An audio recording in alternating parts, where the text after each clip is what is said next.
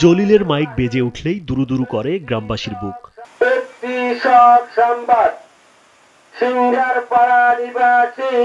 কেউ মারা গেলে ঝড় বৃষ্টি রোদ কিংবা মধ্যরাতে বেরিয়ে পড়েন মোহাম্মদ আব্দুল জলিল। পড়শিকে শেষ বিদায় দিতে জানাজা নামাজের জন্য আহ্বান করতে থাকেন সুরেলা কণ্ঠে।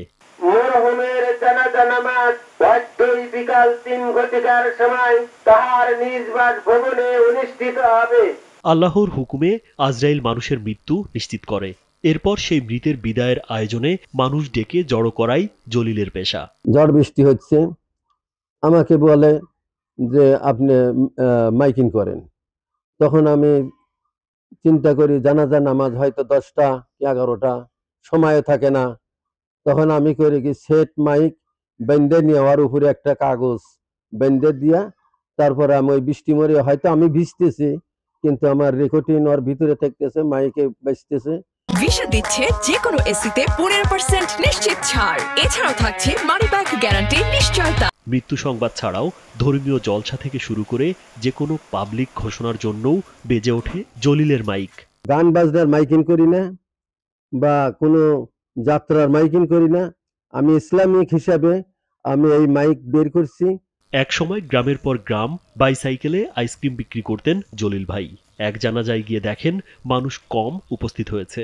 তখনই সিদ্ধান্ত নেন মৃত্যু সংবাদ ছড়িয়ে দেওয়ার কাজ করবেন। এরপর 30 বছর ধরে অবিরাম বেজে চলেছে জলিলের মাইক। বরফ বেচতাম, বরফ বেচতে একদিন আমাকে একটা লোক বলল যে ভাই আপনি কি একটু মাইকিং করে দিতে পারবেন? বলে কি মাইকিং? বলে আমার বাড়িতে আমার এক ভাই মারা গেছে, তার মাইকিং করে দেওয়া লাগবে। তখন আমি বললাম আচ্ছা ঠিক আছে। তখন ওনার হালাত সবকিছু শুনে, কোন গ্রাম কোন বাড়ি নাম কি সব ঠিকানা জেনে আমি রেকর্ডিং করলাম। রেকর্ডিং করে তারপরে আমি জানাজার মাইকিং করলাম। মোটর সাইকেলের দুই পাশে বাঁধা ব্যাটারি আর সামনে পেছনে দুটি মাইক বসিয়ে বেরিয়ে পড়েন ঘোষণার কাজে। মোবাইল ফোনে আগে থেকে রেকর্ড করা এলান বাজাতে বাজাতে জলিলের মাইক যেদিকে যায় সেদিকে জনসাধারণ কান খাড়া করে শুনতে থাকে মাইক। বাইক সাইকেল বাদ দিয়া তখন আমি হোন্ডা গাড়ি কিনে তখন আমি এই মাইকিং শুরু করলাম।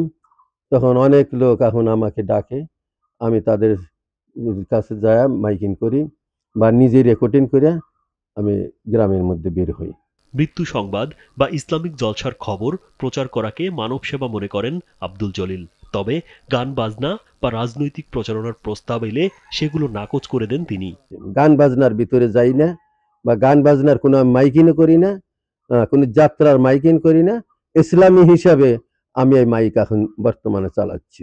জীবনের একমাত্র আয়ের উৎস এই মাইকিং। সন্তানরা যার যার সংসারে ব্যস্ত, কিন্তু জলিল ভাই নিজের ছোট্ট সংসার চালিয়ে নিচ্ছেন আল্লাহর ভরসায়। প্রচারণা শেষে মানুষ যা দেয় তাতেই সন্তুষ্ট থাকেন তিনি।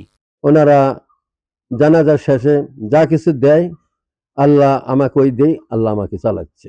80 বছর বয়সী মোহাম্মদ আব্দুল জলিল সিরাজগঞ্জের রায়গঞ্জ উপজেলার সোনাখাড়া ইউনিয়নের জয়সাগর দিঘির পাড়ের বাসিন্দা। রাজীব বিশ্বাস, কালবেলা।